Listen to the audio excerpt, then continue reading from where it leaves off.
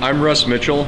I'm here at the Brandon Royal Manitoba Winter Fair to talk about the Brandon Neighborhood Renewal Corporation and my program there, which is the Creation Nation Makerspace.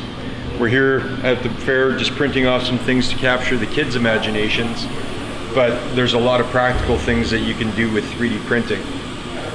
We use it for doing things with our Makers Making Change program and helping people with disabilities and physical impairments, and they can't use, and they need assistive technology.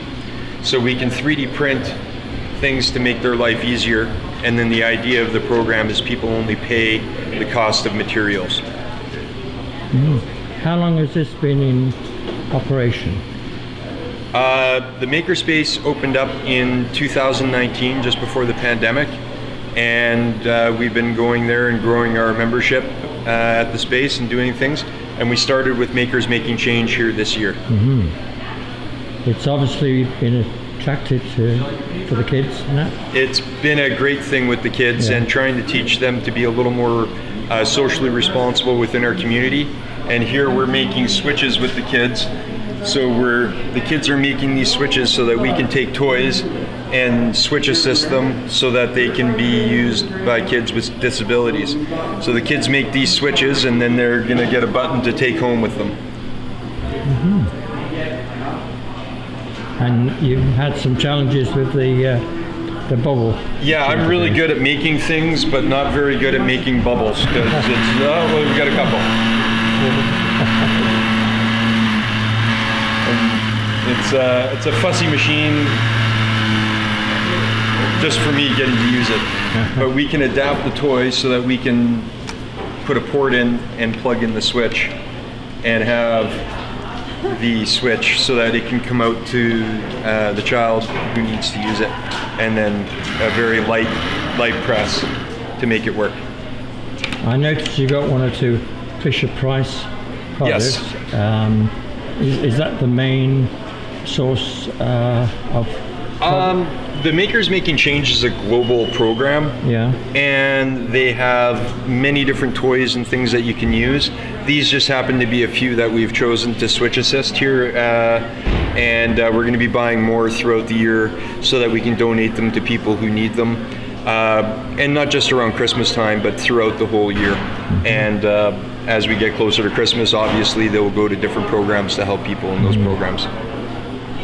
Tell me a little bit more about the Brandon Neighborhood Renewal Corporation. How long has it been in operation? Since 2000. Okay. And here in Brandon, we offer many different programs.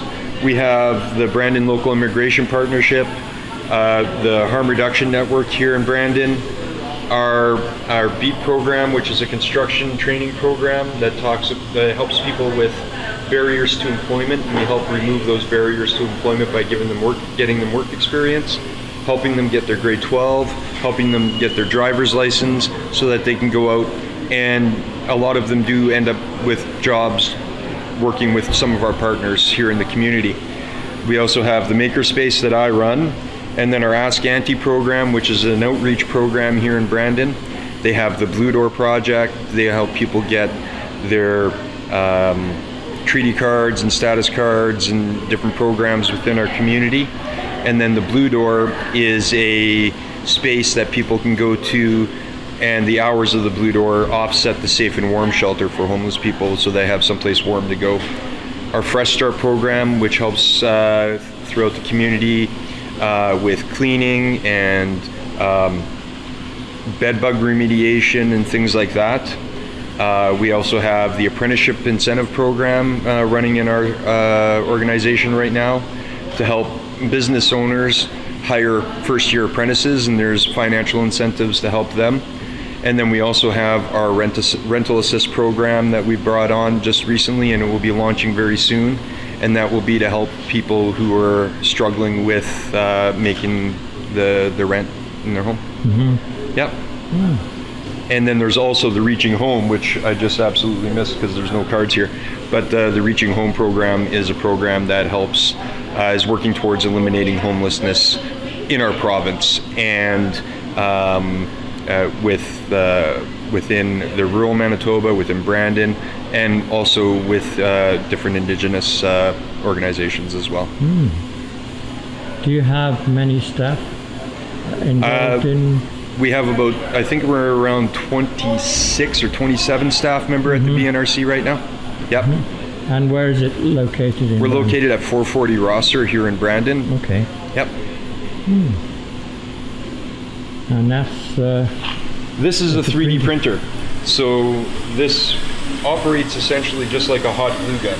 So, but instead of glue, we're putting in the filament, and the plastic feeds in here and then runs through the whole the tube here, and then this is like the trigger of the hot glue gun.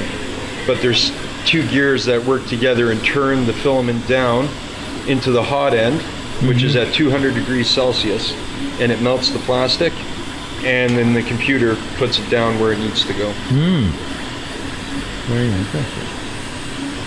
Yeah. And we're just printing little toys to kind of spark the kids' imagination and get them interested. And I think that's a really good idea. It certainly attracts the kids. And we're using this multicolored filament that gives it this nice color changing effect as you look at it in different ways. So that's a boat there. Yep. Roughly how long would it take to produce from start to finish? Well, what I'm printing right now is this piece here, and that's what's printing right there. And this will take about an hour and a half. The something like the boat is around 40 minutes. The little Pikachu is about a half an hour. The Snorlax there is about an hour, and then this articulated dragon is around 2.5 hours. And it's called print in place method, so it prints it all at once, so it's nice and flexible once you take it off the build plate. So when it's finished, is there a certain amount of warmth in the material? No, it's just this part here that's very warm. We have the bed heated to 60 degrees Celsius, so when it goes down, that helps with the piece to stick to the bed so it doesn't move around while it's printing. And then obviously the hot end is at 200 degrees Celsius, so this is the portion that's very warm, but once it comes off of there, you can touch it almost pretty much immediately. Excellent. Anything you want to add? No? That's great. You've had quite a few families visit? Yes, we have. Yeah, we've had many people coming through. We had a lady from Boissevain that was here yesterday, and her son has cerebral palsy. And she's got some information now so that she can be connected to, help, get some toys and things that her son is able to use.